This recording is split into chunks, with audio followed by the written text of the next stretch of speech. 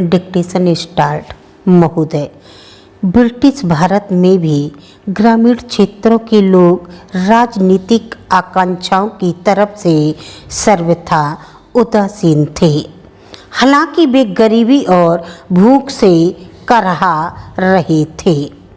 कांग्रेस ने और रमेश चंद्र दत्त, दादा भाई नौरोजी, यहाँ तक कि विलियम डिग्बी सरीखे अर्थशास्त्रियों ने इन किसानों की गरीबी और दुर्दशा की चर्चा की थी। लेकिन रियासतों की गरीब प्रजा इन नेताओं के विचार क्षेत्र से बाहर थी। भारतीय राजनीति में गांधी जी के पदार्पण से ब्रिटिश भारतीय क्षेत्रों की जनता में एक नई चेतना जागृत हुई। देसी रियासतों में भी ब्रिटिश भारतीयों की राजनीतिक गतिविधियों के कारण कुछ सुगबुगाहट होने लगी।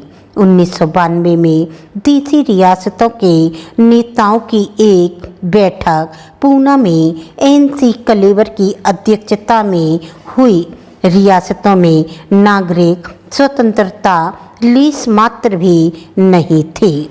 सभा आयोजित करने या अभिव्यक्ति की कोई स्वतंत्रता नहीं थी। अतः इन लोगों को ब्रिटिश भारतीय क्षेत्र में अपनी बैठक करनी पड़ी थी।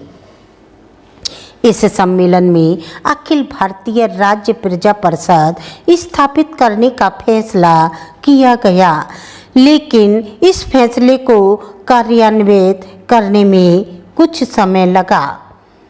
ब्रिटिश भारत में असहयोग आंदोलन की जो लहर चल रही थी, उसका असर देसी रियासतों पर भी हुआ। धीरे धीरे प्रजा मंडलों, लोक परिषदों, प्रजा मित्र मंडलों, नागरिक अधिकार संघों आदि की स्थापना रियासतों में होने लगी, लेकिन ये संस्थाएं रियासतों के अंदर काम नहीं कर पाती थी। अतः वे पड़ोस के ब्रिटिश भारतीय क्षेत्रों से अपनी गतिविधियां संचालित कर रही थी।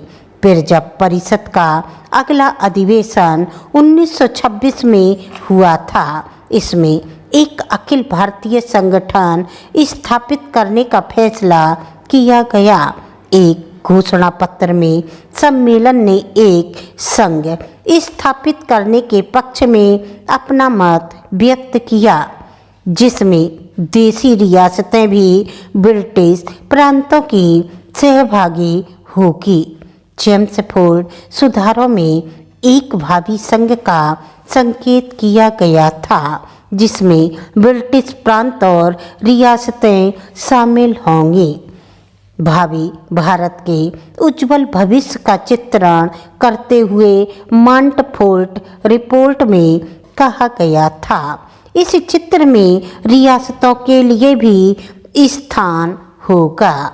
यही वह प्रेरणा थी जिसने 1926 में हुए रियासतों के प्रतिनिधियों को यह घोषणा करने के लिए प्रेरित किया था कि रियासतें भी इस संघ में भागीदार होंगी।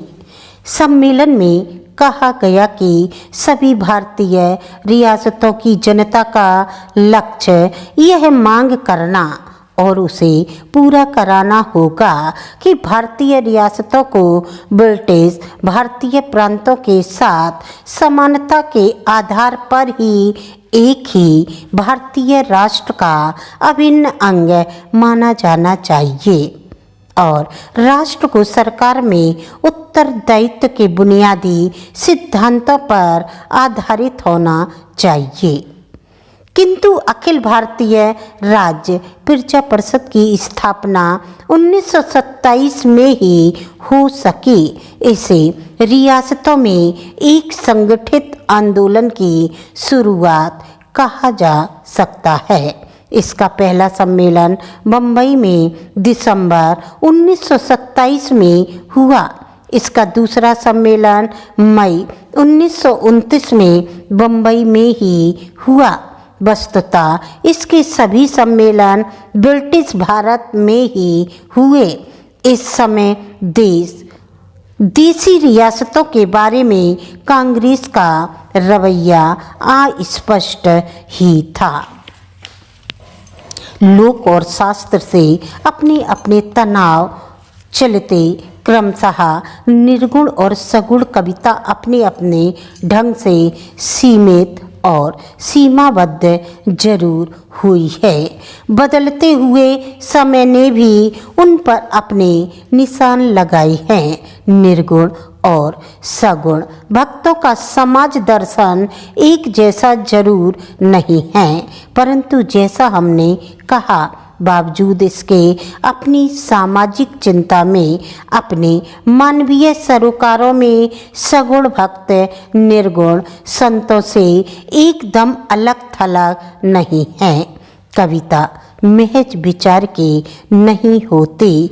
मनुष्य का इंद्रिय बोध और उसका भाव जगत भी उसका अभिन्न अंग होते हैं। वरन इन्हीं भूमियों पर कविता सही मायने में कविता बनती है और संवेदना के धरातल पर अपनी स्थायी पहचान बनाती है। जैसा कि हम आगे देखेंगे, विचार के स्तर पर सगुण भक्तों ने जो भी कहा और प्रतिपादित किया हो, भावबोध के धरातल पर, संवेदना के धरातल पर, चित्रण के धरातल पर, विचार के धरातल पर वे अपने कहे हुए से भिन्न मानव प्रेम, सामाजिक न्याय तथा उन मूल्यों को ही सामने लाते हैं जो निर्गुण भक्तों का